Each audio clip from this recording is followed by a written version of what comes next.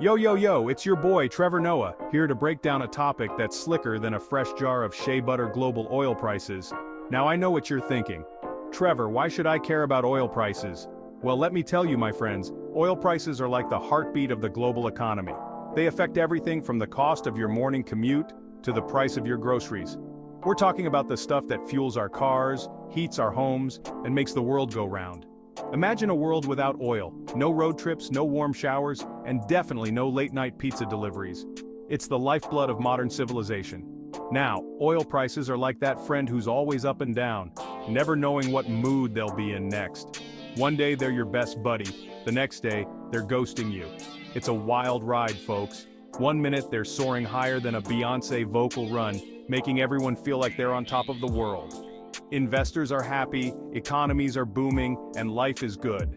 The next, they're plummeting faster than my chances of getting a date with Rihanna. And when that happens, it's not just the oil companies that feel the pain.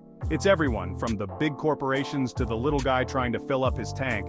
But here's the thing, these price swings ain't no joke. They can cause economic turmoil, job losses, and even political instability. It's like a domino effect that can topple entire economies. They have a real impact on countries all over the world, especially those who produce a ton of oil, like Nigeria. For these nations, oil is a major source of revenue. When prices are high, it's like winning the lottery.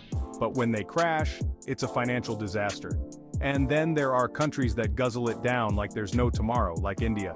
For them, high oil prices mean higher costs for transportation, manufacturing, and even food. It's a chain reaction that affects every aspect of daily life. So buckle up, Buttercup, because we're about to dive headfirst into the wild world of oil and how it affects these two very different nations.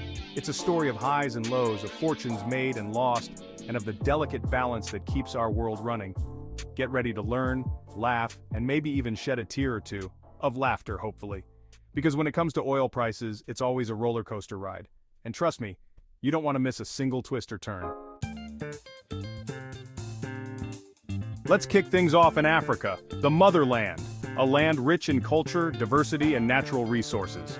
Nigeria, my friends, is one of the biggest oil producers on the continent. It's a powerhouse when it comes to black gold. They've got so much oil, they could probably fill up an Olympic-sized swimming pool every hour. Imagine that, a never-ending stream of liquid gold. Now you'd think having all that oil would be like winning the lottery, right? Well, it's complicated. The oil wealth doesn't always trickle down to everyone. See, Nigeria's economy is hooked on oil like a teenager on TikTok.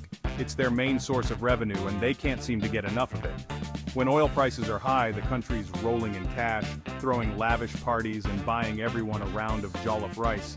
It's a time of celebration and abundance. But when those prices drop, it's a whole different story. It's like someone turned off the music, took away the snacks, and told everyone to go home.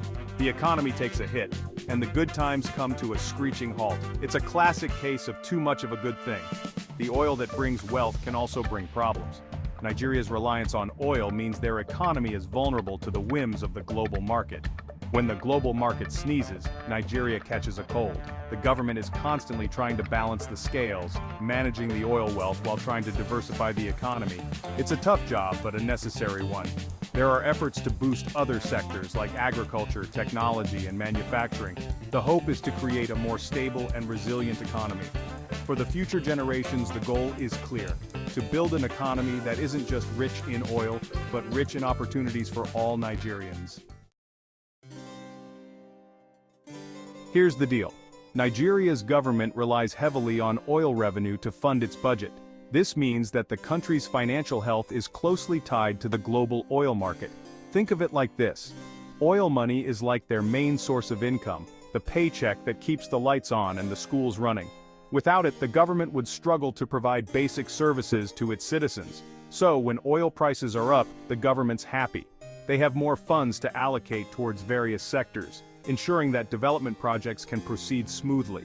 They can afford to invest in infrastructure, education, healthcare, all the good stuff that makes a country thrive. New roads, better schools, and improved hospitals become a reality. But when those prices take a nosedive, the situation changes drastically. It's like someone slashed their tires and stole their wallet. The government suddenly finds itself in a financial crunch. Suddenly there's not enough money to go around. Essential services suffer and the public feels the pinch. Projects get stalled, salaries get delayed, and the government's left scrambling to make ends meet. This leads to widespread frustration and unrest among the populace. It's a roller coaster ride that leaves Nigerians feeling dizzy and unsure of what the future holds. The volatility of oil prices creates a sense of instability that affects everyone from government officials to everyday citizens. Now let's hop over to Asia, shall we? India, my friends, is a land of vibrant colors, spicy curries, and a population that's booming faster than a Bollywood dance number. But here's the catch. India is also one of the world's largest oil importers. They need that black gold to keep their factories humming, their cars running, and their economy growing. And you know what happens when you're a big-time importer and oil prices go up? That's right, you guessed it. Your wallet starts feeling lighter than a feather. India's got to shell out big bucks to quench its thirst for oil, and that can put a serious dent in their economy.